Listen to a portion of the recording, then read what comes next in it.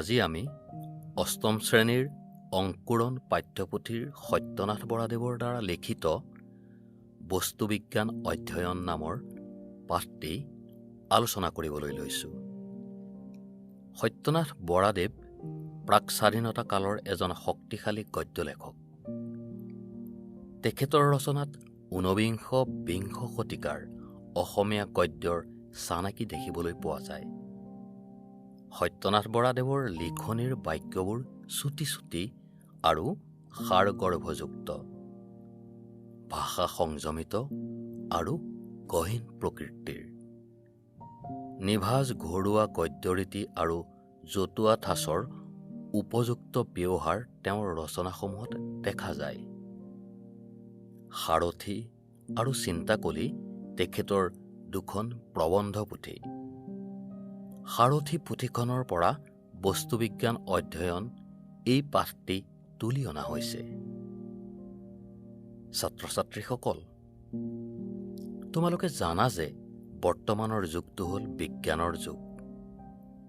বিজ্ঞানে মানৱ সমাজলৈ যুগান্তকাৰী পৰিৱৰ্তন কঢ়িয়াই আনিছে। বিজ্ঞানৰ নতুন নতুন আৱিষ্কাৰ আৰু প্ৰয়োগে মানুহৰ জীৱনটো সুচল আৰু সুবিধাজনক কৰি তুলিছে। এই আৱিষ্কাৰসমূহে মানুহৰ মানসিক দূৰত্ব কমাই আনিছে। নিতে নিতে নতুন নতুন আৱিষ্কাৰে নতুন নতুন চিন্তাৰ বিকাশ ঘটাইছে। প্ৰতিবিধ বৈজ্ঞানিক আৱিষ্কাৰৰ আঁৰত আছে বিজ্ঞানীসকলৰ অপৰিসীম কষ্ট, সাধনা আৰু ত্যাগৰ কাহিনী। এই সাধনা অবিৰতভাৱে চলি আহিছে। এইদৰে মানৱ সভ্যতাৰ বিকাশত বস্তুবিজ্ঞানৰ অধ্যয়ন চলি আহিছে আৰু লাহে লাহে বিজ্ঞান সমৃদ্ধিশালী হৈ পৰিছে। বিজ্ঞান শাস্ত্ৰ জ্ঞানৰ ভঁৰাল। বিজ্ঞানৰ বলত মানুহে অদ্ভুত অদ্ভুত কাম কৰিব পাৰিছে। ৰেল, জাহাজ, Telegraph, photograph, phonograph, telephone, gramophone, দূৰবীক্ষণ, বিমান, নানাবিধৰ চিকিৎসা প্ৰণালী, এই সকলোবিলাক বিজ্ঞান চৰ্চাৰ ফল। এই পাঠটি সত্যনাথ বৰাদেৱে বিংশ শতিকাতে ৰচনা কৰিছিল। সেই সময়ত বিজ্ঞানৰ যি উন্নতি হৈছিল, বৰ্তমান সময়ত তেতিয়াতকৈ হাজাৰ গুণে আগবাঢ়িলে। বৰ্তমান গ্ৰামোফোন, টেলিগ্ৰাফ আদি পুৰণি বস্তু, কিন্তু সেই সময়ত অত্যাধুনিক আছিল। এতিয়া কম্পিউটাৰ, মোবাইল, স্মাৰ্টফোন আদি অত্যাধুনিক বস্তু উদ্ভাৱন হৈ গৈ আছে। এই যে দিনে প্ৰতিদিনে নতুন নতুন বস্তু আৱিষ্কাৰ হৈছে, এই আটাইবিলাক বিজ্ঞান চৰ্চাৰ ফল। বিজ্ঞান চৰ্চা কৰিলে প্ৰকৃতিৰ গুপ্ত তত্ত্ব ভেদ কৰিব পাৰি। প্ৰকৃতিত ঘটা প্ৰতিটো ঘটনাৰ মূল কাৰণ কি তাক জানিবলৈ হ'লে বৈজ্ঞানিক পদ্ধতিৰে তাক অধ্যয়ন কৰিব লাগে।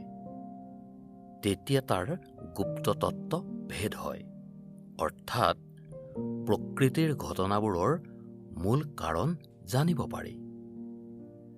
আমাৰ চকুৰ আগত বহু ঘটনা ঘটি আছে। উদাহৰণস্বৰূপে ঢোলত কোব মাৰিলে শব্দ হয়, হাবিত চিঞৰিলে প্ৰতিধ্বনিৰ সৃষ্টি হয়। সকলো ঘটনাৰে এটা কাৰণ আছে, কিন্তু আমি তাৰ কাৰণ কি নাজানো। বিজ্ঞান শাস্ত্ৰ অধ্যয়ন কৰিলে এনে ঘটনাৰ কাৰণ জানিব পাৰি। বিজ্ঞানীসকলে এনে ঘটনাৰ কাৰণ নিৰ্ণয় কৰি মনুষ্য জাতিৰ অশেষ উপকাৰ সাধন কৰিছে। শব্দৰ তত্ত্ব নিৰূপণ কৰি টেলিফোনেৰে এঠাইৰ পৰা শব্দ আন ঠাইলৈ প্ৰেৰণ কৰিব পাৰিছে, আৰু শব্দ ধৰি ফোনোগ্ৰাফ, গ্ৰামোফোন আদি যন্ত্ৰ নিৰ্মাণ কৰিছে। ৰশ্মিৰ তত্ত্ব নিৰূপণ কৰি ফটোগ্ৰাফ কৰিছে।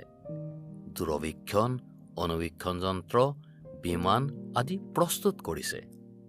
ইমানবিলাক নতুন নতুন বস্তু উদ্ভৱ হৈছে, ইমানবিলাক নতুন নতুন তত্ত্ব পোৱা গৈছে, ইয়াৰ মূলতে হৈছে বিজ্ঞান চৰ্চা।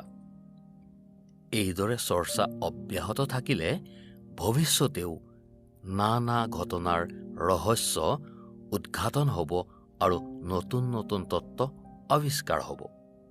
প্ৰকৃততে মনুষ্য জাতিৰ বৰ্তমান সভ্যতা কেৱল বিজ্ঞান চৰ্চাৰ ফল। গতিকে বিজ্ঞানক বহুলভাৱে অধ্যয়ন কৰা উচিত। কুসংস্কাৰ হ'ল উন্নতিৰ এক প্ৰধান বাধা। কুসংস্কাৰ হ'ল সেইবোৰ সংস্কাৰ যাৰ কোনো বৈজ্ঞানিক ভিত্তি নাই, যিবোৰ নীতি নিয়ম, ব্যৱস্থা, পৰম্পৰা এখন সুস্থ সমাজৰ পৰিপন্থী, সমাজৰ অগ্ৰগতিত গতিৰোধক হৈ থিয় দিয়ে, সেইবোৰেই কুসংস্কাৰ। এই কুসংস্কাৰবোৰে মানুহৰ ব্যক্তিগতভাৱে আৰু জাতীয় জীৱনত উন্নতি আৰু প্ৰগতিত বাধাৰ সৃষ্টি কৰে। বিজ্ঞানৰ জ্ঞানে এনে বাধাৰ পথ মোকলাই উন্নতিৰ পথ দেখুৱাই দিয়ে।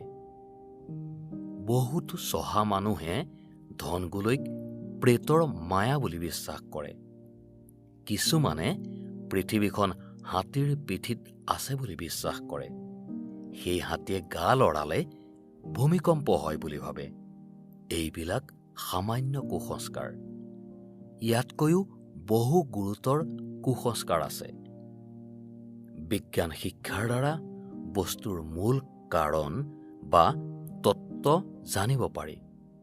সেইবাবে মানুহৰ মনত কোনো মিছা সংস্কাৰ জন্মিব নোৱাৰে। পানী কাষৰীয়া ঠাইত গধূলি মলিয়ন বস্তুৰ ভাপ ওলায়। সেই ভাপ অক্সিজেনৰ সংস্পৰ্শলৈ আহিলে জ্বলি উঠে। যিজনে এই কথা জানিব, তেওঁ ধনগুলৈক প্ৰেতৰ মায়া বুলি কেতিয়াও নাভাবে। বিজ্ঞান শিক্ষাৰ পৰা এনেদৰে মানুহৰ মনৰ পৰা কুসংস্কাৰবোৰ দূৰ হৈছে। বিজ্ঞান শাস্ত্ৰ জ্ঞানৰ ভঁৰাল। বিজ্ঞান শাস্ত্ৰ নানাবিধ আছে। এই সকলোবিধৰ জ্ঞান লাভ কৰাটো অতি দুষ্কৰ কথা। আগৰ বিজ্ঞানীসকলৰ এজনে একোটা বিষয়েহে চৰ্চা কৰিছিল। কিন্তু এটা বিষয়ৰ সম্পূৰ্ণ জ্ঞান লাভ কৰিবলৈ হ'লে সকলো বিষয়ৰ অলপ অলপ জানিব লাগে। সকলোৰে কিঞ্চিত কিঞ্চিত, তেহে এটাৰ সমুচিত। সেইবাবে প্ৰথমে সকলো বিষয়ৰ অলপ অলপ জ্ঞান লাভ কৰি পাছত এটা বিষয় ভালকৈ অধ্যয়ন কৰিব লাগে। এয়ে বস্তুবিজ্ঞান অধ্যয়ন পাঠটিৰ মূল কথা। মৰমৰ ছাত্ৰ ছাত্ৰীসকল, আজিলৈ আমাৰ পাঠ ইমানতে সামৰিলোঁ। তোমালোকক ধন্যবাদ।